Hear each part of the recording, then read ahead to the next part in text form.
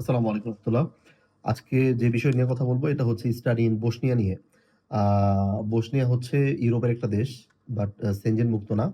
আ বসনিয়াটা হচ্ছে আপনার তুরস্ক থেকে আরো আ আপনার দক্ষিণ দিকে।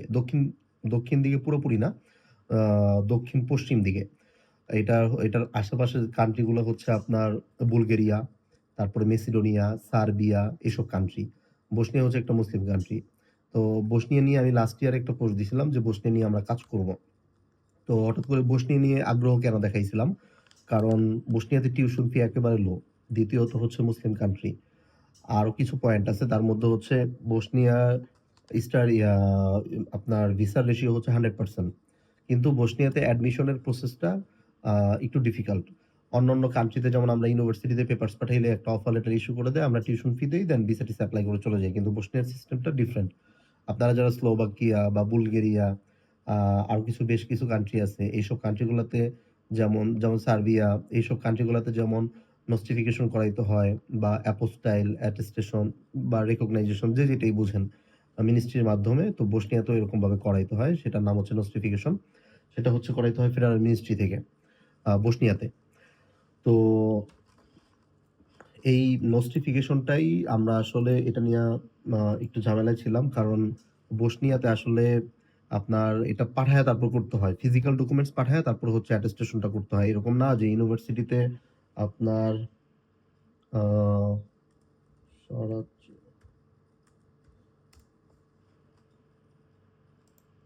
ওকে। ইউনিভার্সিটিতে এরকম না যে সরি আসলে আমার একটা অ্যান্সার দিতে হইছে। খুবই ইমার্জেন্সি ছিল। যেটা বলতে নিলাম যে বসনিয়াতে ফিজিক্যালি ডকুমেন্টস পাঠায়া এবং যে অ্যাটেস্টেশন করাবে, নোস্টিফিকেশন করাবে একটা ফর্ম আছে। বসনিয়ার ফেডারেল মিনিস্ট্রির একটা ফর্ম আছে। ওই ফর্মের ভিতরে তার সাইন থাকতে হবে, সিগনেচার থাকতে হবে ফিজিক্যালি এবং ওইটা সহ তারপরে হচ্ছে নোস্টিফিকেশন করাইতে হয়। কিন্তু আ এটা ইউনিভার্সিটি করে দেয় না। যেমন স্লোভাকিয়াতে কিন্তু অনেক ইউনিভার্সিটি নোস্টিফিকেশন করার দায়িত্বটা নেয়। কিন্তু আপনার বসনিয়াতে কোনো ইউনিভার্সিটি এটা করতে চায় না। যার কারণে আমরা এই প্রজেক্টটা আর আগাইতে পারি নাই। কারণ বসনিয়া গিয়ে তারপরে করাইতে হবে এবং প্রত্যেকটা স্টুডেন্টের জন্য আলাদা, আলাদা পাওয়ার অফ অ্যাটর্নি বা অ্যাপ্লিকেশন ফর্ম যেটা ওইটা লাগবে। তো যার জন্য আমরা এই প্রজেক্টটা আর আগাই নাই। বাদ দিয়ে দিছিলাম। কিন্তু এই বছর ভালো কিছু আপডেট আছে। আমি অলরেডি ফেসবুকে দিয়ে দিছি যে এটা নিয়ে আমরা কাজ করতেছি। তার মধ্যে ফার্স্ট যে আপডেটটা সেটা হইতেছে যে আপনার আ সারাজেভো যে ইউনিভার্সিটিটা পাবলিক ইউনিভার্সিটি বসনিয়ার সিটিতে মেইন যেটা ইউনিভার্সিটি ওই ইউনিভার্সিটি এর অ্যাকসেপ্ট করতেছে যে আমরা যদি ডিএসএল করে ওদেরকে ডকুমেন্টস পাঠাই, ইউনিভার্সিটি নিজ উদ্যোগে হচ্ছে নোস্টিফিকেশন আমাদেরকে করে দিবে। আমাদের সাথে ইউনিভার্সিটির সাথে কথা হইছে। এখন ইন্ডিভিজুয়াল ভাবে যদি কেউ করাইতে পারেন সেটা আপনি আপনার মতো করে কথা বলে ইউনিভার্সিটির সাথে করতে পারেন। বাট আমার মনে হয় না করে দিবে। কারণ লাস্ট ইয়ারে আমরা ইন্ডিভিজুয়াল ভাবেই চেষ্টা করছিলাম, হয় নাই। কিন্তু এই বছর আমরা এজেন্সি ভিত্তিক হচ্ছে এটা করাইতেছি। আমরা ওদেরকে অফিসিয়ালি রিকোয়েস্ট করছিলাম এবং পেমেন্টও করা লাগছে আগে। যে আমাদেরকে এগুলার পারপাস নোটিফিকেশন এর পারপাস যে খরচটা হয়, আ সরকারি যে ফিসটা আস ফিটা আছে ফেডারেল মিনিস্ট্রির ওইটা থেকে ওদের একটা আলাদা চার্জ দিব এবং শুধু এইটা না যে ওদের এইটা আপনার আ করার জন্য যেই খরচ এটা না। ওদের যেই আ প্রফিটেবল প্রফিটেবল এর কথা মাথায় রেখেই ওদেরকে একটা অফার করছিলাম আমরা। আ আমাদের একটা এজেন্সি থেকে যে আমরা এই টাকাটা তোমাদেরকে দিব, তোমরা নোটিফিকেশন আমাদেরকে করায় দিবা। পার স্টুডেন্ট এই টাকাটা দিব। দেন আল্টিমেটলি ওরা রাজি হইছে। এখন সেটা পাবলিকলি আসলে দেওয়া যাবে না। এজন্য Facebook এ এটা দেই নাই। আ যাই হোক এখন মেইন বিষয়টা হচ্ছে আমরা অফিসিয়ালি নোটিফিকেশন করাইতেছি বসনিয়ার এবং জাইনা রাখা ভালো যে আপনার কাছে যদি আ ফেডারেল মিনিস্ট্রির বসনিয়ার নোটিফিকেশন থাকে, মানে ইকুইভ্যালেন্স থাকে, তাহলে আপনি সেটা দিয়ে যেকোনো একটা পাবলিক ইউনিভার্সিটিতে এপ্লাই করলে অফার লেটার মাস্ট পাবেন। এবং এর পরের ধাপ হচ্ছে অফার লেটার পাইলে আপনি ইন্ডিয়াতে যদি বসনিয়ার এম্বাসি ফেস করতে পারেন, তাহলে 100 এ 100% ভিসা পাবেন। নরমালি কোথাও কিন্তু ভিসার রেশিও অত ভালো না।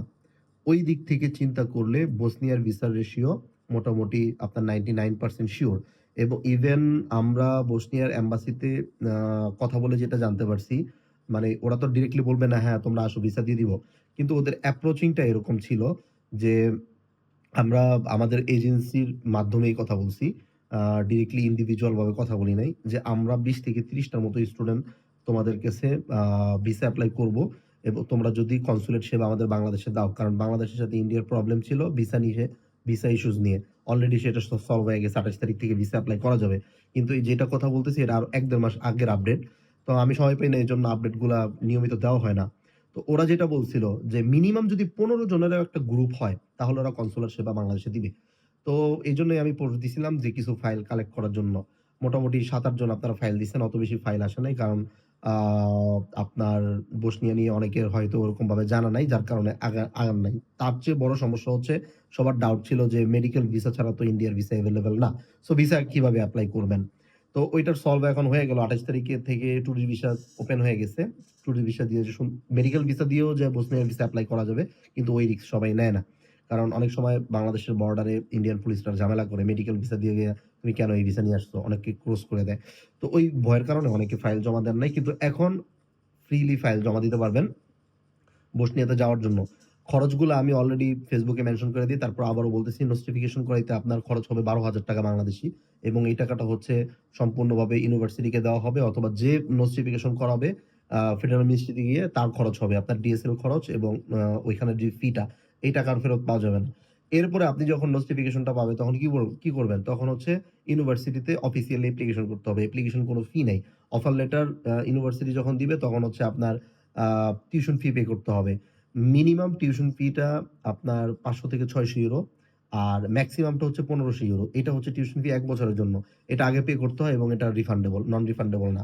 রিফান্ডেবল। সো আপনার ভিসা না হইলে রিজেকশন হইলে ওদেরকে মেইল করলে ওরা আপনার রিফান্ড করে দিবে। যেই ব্যাংকের মাধ্যমে টাকাটা পে করবেন।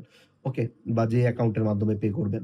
তো বসনিয়ার এম্বাসির যে অ্যাপ্রোচিং টা ছিল সাধারণত এম্বাসিরা ওরকমভাবে হেল্পফুল হয় না বা থাকে না। কারণ আ ওরা জানে আ আসলে এশিয়ার এই বিশেষ করে আমাদের দক্ষিণ এশিয়ার স্টুডেন্ট গুলা গিয়ে আসলে স্টে করে না। বাই রোডে হোক বা যেভাবেই হোক মুভ করে। সেনজেনের ভিতরে গিয়েও মুভ করে। আরেকটা হচ্ছে সেনজেনের বাহিরে। তো ওই দিক থেকে বসনিয়ার অ্যাপ্রোচিং খুব ভালো ছিল। আমরা যতবারই কথা বলছি আমাদেরকে ওই খুব ভালোভাবে অ্যাপ্রোচ করছে এবং ইনফরমেশন গুলা প্রোভাইড করছে। তার মধ্যে এইটা যে ওরা বলল যে, "তোমরা যদি নোটিফিকেশন করে ইউনিভার্সিটির অফার লেটার আনতে পারো ভিসা দেওয়ার ক্ষেত্রে আমরা যথেষ্ট হেল্প করব তোমাদের। এর থেকে বেটার তো ভালো কিছু তো বলবে না স্বাভাবিকভাবেই।" তো এবং ওরা কনসুলার সেবাটা প্রতি ৪ মাস ৫ মাস পর, পরে দেয় বাংলাদেশে। তো সেটার ক্ষেত্রে বলল যে, "তোমাদের যেটা বলতে নিলাম ১৫ জনের গ্রুপও যদি হয়, তাহলে আমরা বাংলাদেশে কনসুলার সেবা পাঠাবো।"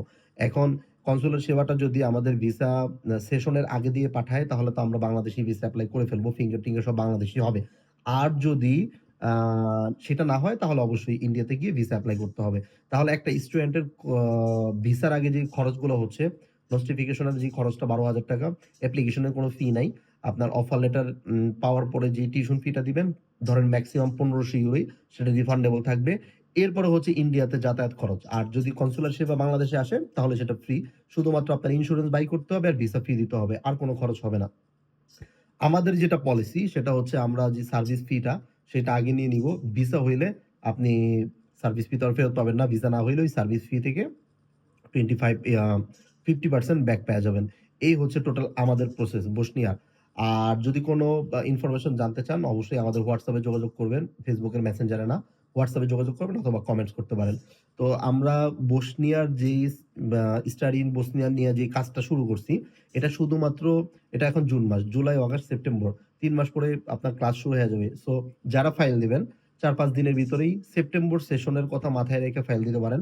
আর আ শুধু যে সেপ্টেম্বর মানে ফল সেমিস্টারের জন্য ফাইল আমরা দিচ্ছি তা না। আমাদের টার্গেটটা হচ্ছে ফল সেমিস্টার প্লাস হচ্ছে আপনার স্প্রিং সেমিস্টার যেটা মার্চে ক্লাস শুরু হবে। কারণ একটা সেশনে যদি আমরা ভিসা এপ্লাই করতে না পারি বা কোন কারণে মিস হয়ে যায় যাতে ওই অফার লেটার দিয়ে সেম অফার লেটার দিয়ে ২য় সেমিস্টারের জন্য করতে পারি। সো যারা ফাইল দিবেন এই জিনিসটা মাথায় রেখে দিবেন। কারণ এখানে সময়ের ব্যাপার থাকে। নোটিফিকেশন, অফার লেটার পাওয়া, টিউশন ফি পেমেন্ট করা, ইন্ডিয়ার ভিসা করা, ইন্ডিয়াতে যাওয়া হিউজ একটা টাইম লাগবে। সো আমাদেরকে যারা ফাইল দিবেন মিনিমাম ৬ মান্থ এর কথা মাথায় রাইখা 1st সেমিস্টার অথবা 2nd সেমিস্টারের কথা মাথায় রেখে আমাদেরকে ফাইল দিতে হবে। আর আমি আরেকটা যে অপশন দিছিলাম বা আরেকটা যে অফার দিছিলাম সেটা হচ্ছে বসনিয়া টু ইতালি। ওইটা হচ্ছে যারা ইন্টারেস্ট থাকবেন তারা আমাদের সাথে WhatsApp এ যোগাযোগ করলে অবশ্যই আমরা ওইটা সম্পর্কে ডিটেইলস বলে দিব ইনশাআল্লাহ। এবং ওইটার প্রসেস ২ ধরনের। একটা হচ্ছে 1 মান্থের ভিতরেই আপনারা চাইলে মুভ করতে পারবেন ইনশাআল্লাহ। আমাদের সেই প্রসেস আছে।